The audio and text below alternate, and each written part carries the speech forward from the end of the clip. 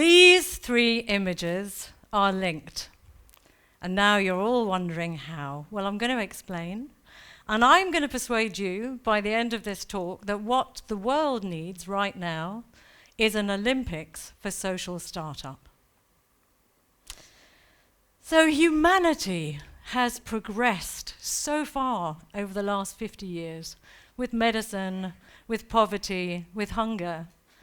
So why then, when I'm sat with my daughter having breakfast the other morning, did she say she thinks it's selfish to have a child because the world is in such a mess? And I'd like to be able to say to her, I don't agree. But the scale of environmental and social problems are overwhelming.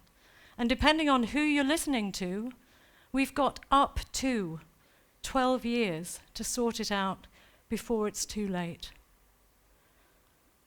So, if superheroes really did exist, now would be a really good time for them to show their faces. Unfortunately, I think if we're waiting for some superhuman to appear with some almighty fix from the sky, we may be waiting for a very long time. Too long. Because there are no big solutions. All there are little solutions, lots of them at a global scale. I believe that the real solution is unleashing the inner problem solver inside each and every one of us. So I've spent my entire career helping large organizations like the UN use digital to unleash the potential of their people. And I used to believe that digital would kind of solve everything. But the truth is, we're more connected than ever before. Technology gets smarter every day, and yet people feel more disconnected. They feel more disempowered than ever before. So I decided I needed to do something about it. I stepped off the treadmill and set up a social startup with a mission. Our software helps people to crowdsource problems and then find people that they can find shared solutions. What I didn't mention is I believe that Eurovision and the Olympics hold the key. So, back to that stuff. So, do you know how the Eurovision started? This guy from the EBU, a guy called Bezenson, came up with a crazy idea. He said, why don't we use modern technology to connect countries across a war-torn Europe? So obviously we didn't have very much technology to deal with in those days. We only had radio and television for the wealthy few. But 7 countries joined, and then we had more countries join, and then new technologies came and engaged more and more people. And now, here we are, 210 million people watched Eurovision. And all of that started with one human with a crazy idea. And what about the Olympics? Well, I guess we probably all know that the Olympics started in ancient Greece. But then this guy, Coubertin, decided it was time to breathe new life into the Olympics. He said that if we had a global competition, people would start to understand each other's cultures, which would mean that we're going to have less chance of having another global war. Great. Also, people are going to get fitter. Super cool. So fast forward to the Rio Olympics. So 352 million people watched the opening ceremony. 3.6 billion people watched on some media or another. That's 1 out of every 2 people in the world. And thousands of kids train every day, for hours every day, just for the off chance that they might get to represent their country in this global celebration of human excellence. And all of that started with one human with a crazy idea. So what on earth has all this got to do with our struggling planet and the people who are living on it? We all know that we're over-consuming. We know that we're producing too much waste.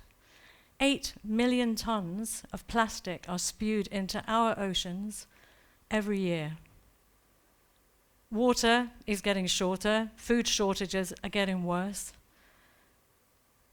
Hurricanes are becoming more common, and then forest fires are getting closer and closer to our cities. And the gap between rich and poor are getting wider and wider. Did you know 50,000 people felt so hopeless last year that they decided to take their own lives? What's worse than that, 1.4 million people tried. And that's just in the US, the home of the Valley of the Unicorn. And let's be honest, the UN and governments are so busy trying to make sure they keep their jobs and looking for power, they're never going to do anything about it. But we need fixes, and we need them fast. Never fear, I hear you say, technology will save the day. Well, yeah, maybe, but the truth is that the Bezos and the Brins, with their all-consuming empire, are stripping the middle out of our economy. They're fueling more disequality. They're fueling more unemployment. And then we get an army of startups who desperately aspire to be one of the unicorns, following their footsteps to profit at any cost. And here we are. I don't know whether you know, but the chances are that over the next 40 years, we're going to be losing about 40% of the jobs we've got now. And did you know that young people are 4 times more likely to be unemployed than adults? But who wants to hear all this stuff? The facts are too depressing. They're too big for our simple monkey brains to be able to deal with. We want collaboration and communication and competition. We want glitz and glamour and stories of human achievement. So, before I carry on, let me recap. Global televised competitions attract massive global audiences, and they change millions of people's lives. There is a growing body of smart people with less and less to do with their time. And we are mesmerized by startup culture and technology. So, here I am, one person with a crazy idea. Why don't we use today's technology for a global, televised, streamed competition that inspires smart people to come up with smart solutions to the problems that we're causing? How would it work?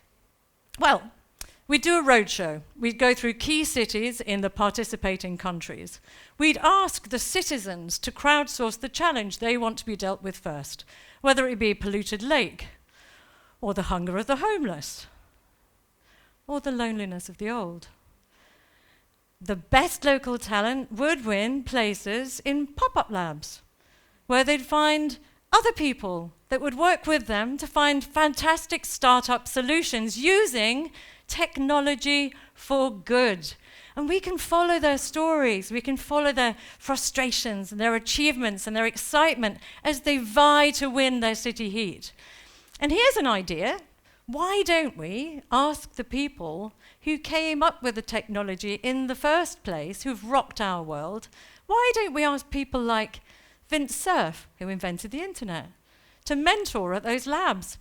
Who wouldn't want to learn from them? And incidentally, I have asked him, and he has said yes. And then the best national idea would bubble up. And then once a year, a global televised celebration of the very best social startups, a sumptuous smorgasbord of startup stories, not boring, not depressing, but a genuine celebration where countries across the world spend millions upon millions for the honor of hosting not the greatest show on Earth, but the greatest show for Earth. So, if you, like me and Vint, think that we should do this, please reach out. Maybe, just maybe, the solution will be televised. Thank you.